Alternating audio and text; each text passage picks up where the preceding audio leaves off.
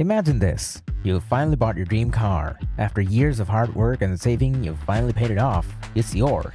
You own it. Now imagine one cold January morning, you wake up, you're ready for work and make yourself some coffee. You decide to start your car's heater so it'll be nice and toasty when you're ready to leave. But the moment you hit the heater button, you see this message. The heater for your car that you own is now considered a premium feature. To use it, you will now have to pay a monthly fee forever. You see, while you were sleeping, your car was updating. What the From streaming services to cloud storage to the travel industry, Americans are bombarded with ads on subscription fees. Automakers taking a page out of Netflix's playbook, looking to charge buyers monthly subscription fees. You heard that right. But drivers, they're not necessarily having it. Someone somewhere was sitting in a boardroom with a bunch of other faceless board members plotting on how they could make more money and increase their bonuses. Now picture two of those executives sneaking into their grandparents' garage in the dead of the night to remove the heater on his classic 1969 Boss Mustang 302. They would be lucky if they made it long enough to see the sun rise.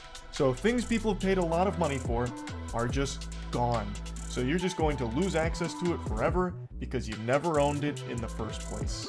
You'll own nothing and be happy. We are now witnessing what we call the end of ownership. The end of ownership, this idea that you don't have to own anymore. Instead, we're seeing the rise of usership.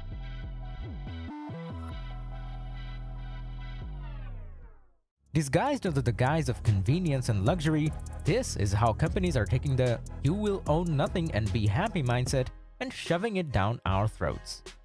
Today more than ever, we are living in a world increasingly defined by the ideas of convenience and connectivity.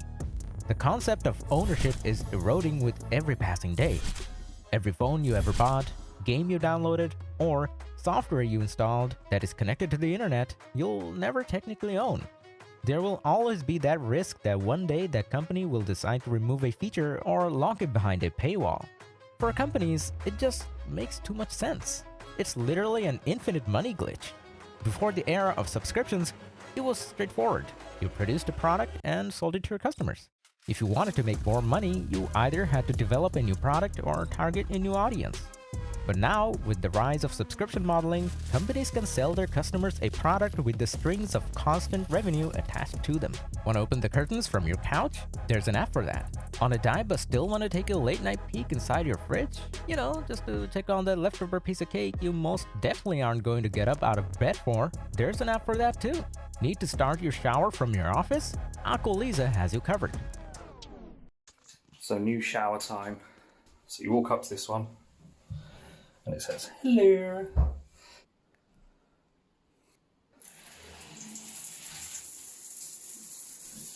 I mean, seriously, talk about solving a real problem. Who hasn't needed to start their shower remotely? But I digress. The more products companies can sell us with proprietary software inside, the less that we actually own. With every set of conveniences these companies provide us, there is a set of invisible strings attached. It's the permeation of technology and apps into our everyday routines and activities. Things that we never needed an app for before, we suddenly couldn't imagine life without. Take Bob for example. He saw an ad online for the latest smart home gadget and had to have it. A few smart products turned into a few more turned into a lot more. And now, he's ordering pizza from his smart shower touchscreen. Yeah, he's in deep. He no longer owns his devices. They and their companies own them. And like many of us, Bob is chained to the whim of these billion-dollar companies and their eccentric owners. Go yourself. Is that clear? I hope it is. Hey, Bob. Big beef between Elon Musk and Disney's Bob Iger, Josh's favorite topic, is now spilling over into your Tesla. EV blog Electric reporting that Tesla removed the Disney Plus app from its EV's in-car infotainment system. Back in 2021, Canon disabled the scanning function on a customer's 2-in-1 printer scanner that he had purchased because it was out of ink and he had refused to refill it. You have to buy ink before you can scan. It doesn't use ink to scan, it's not printing anything. Despite actually not needing any ink to use the scanner, they disabled it anyway until he purchased more ink. It's a process known as bricking, where a company, via a software switch, can make the product you bought from them into an expensive paperweight by disabled access to certain features or outright making it inoperable in many cases.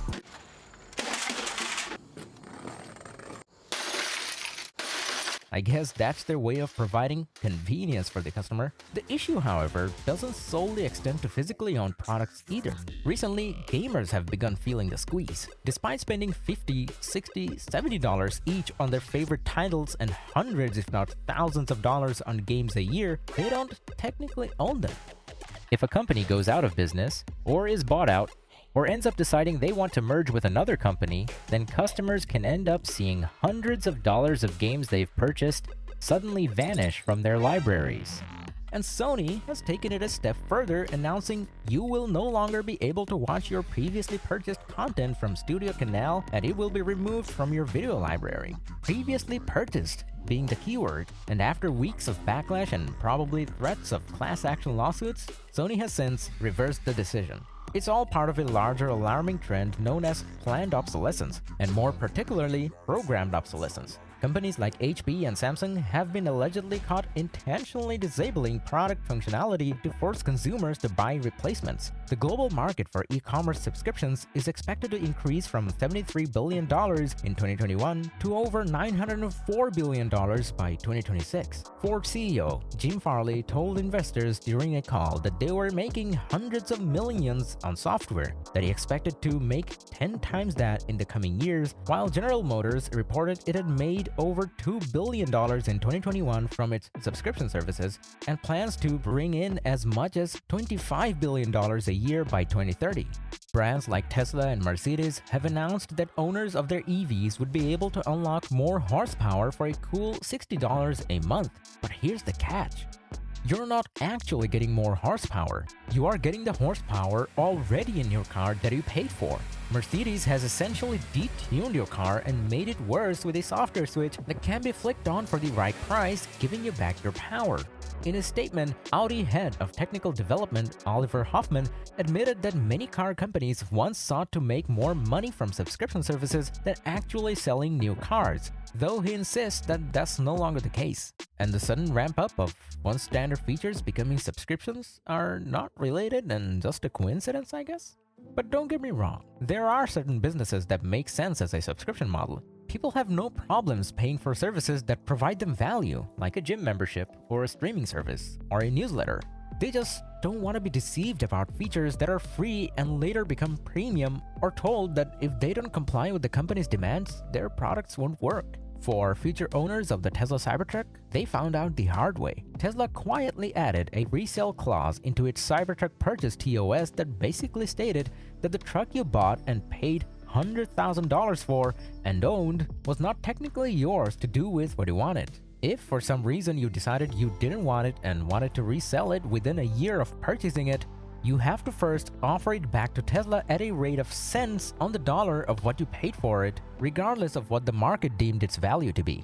If you didn't, they can sue you for up to 50 grand. The clause was not made known until a non-refundable deposit was put down on the truck, and any mentions of such clause have since been removed from the publicly available version of the Cybertruck TOS. Is it legal though?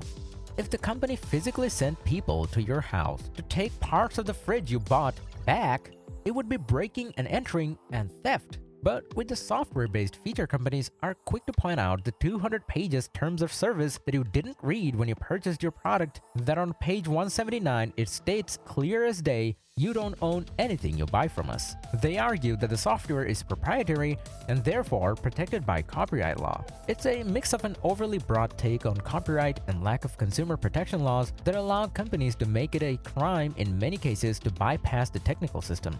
Laws that were originally written to stop people from pirating movies, music, and games became a tool for companies to control what you can and can't do with the products that you own. If you jailbroke your new Mercedes you bought and paid for, and turned on the heated seats? Are you really pirating the heat? We'll let you be the judge of that. You'd assume that it's common sense dictate that it should be illegal for companies to sell you items that you can't somehow purchase and own but only be renting at the same time. But that's not the case. So what does the FTC have to say about all this? That remains to be seen. But not all hope is lost. On the planned obsolescence side of things, in the EU, they have a history of being much more stringent on digital privacy and right to ownership laws. Until then, we'll just have to see. Thanks for watching. Hit the like and subscribe.